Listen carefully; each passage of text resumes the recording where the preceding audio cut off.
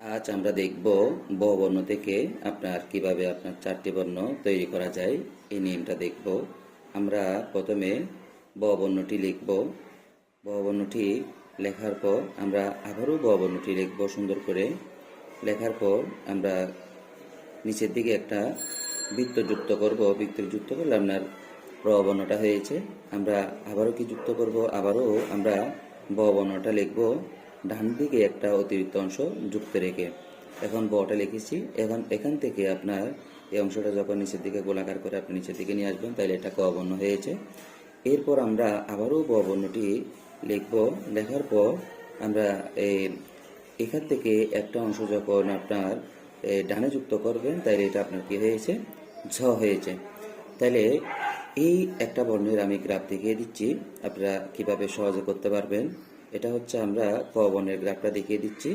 পরপর ভিডিওতে আমরা একটা একটা বর্ণের গ্রাফ দেখাবো ইনশাল্লাহ।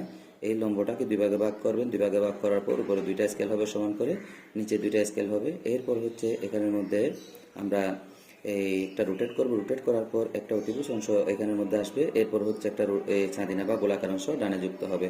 এরপর এখানে পূর্ণমাত্রার জন্য আপনি যতটুকু অংশ ডানে রেখেছেন, এটাকে যখন আপনি স্ট্রেট করবেন, এখানেও ততটুকু অংশ ডানে থাকবে। এরপর মিডলের সেকেন্ড লাভারটা নিচের দিকে টান দিবেন। টান দেওয়ার পর আপনি এই মাত্রা এটার মাঝখান, অর্থাৎ এখান থেকে এখানে যতটুকু, এখান থেকে এখানেও ততটুকু। এরপর কি করবেন, আপনি এটা সুন্দর করে নিচের দিকে টেনে নিয়ে আসবেন। এখানে ফুলের মতো যেই পয়েন্টটা তৈরি হবে, এখানের মধ্যে আপনার রয়ের বিন্দুটা বসবে।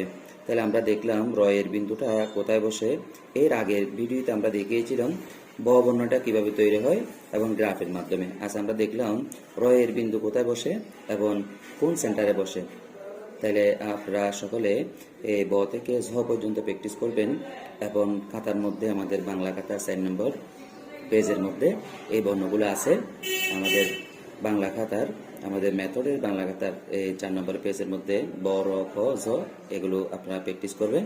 পরবর্তী ভিডিওতে দেখানো হবে আমাদের ক বর্ণের গোলাকার অংশ এবং ঝ এর অতিরিক্ত অংশটা কোন জায়গা থেকে কতটুকু আসবে এই অংশটি।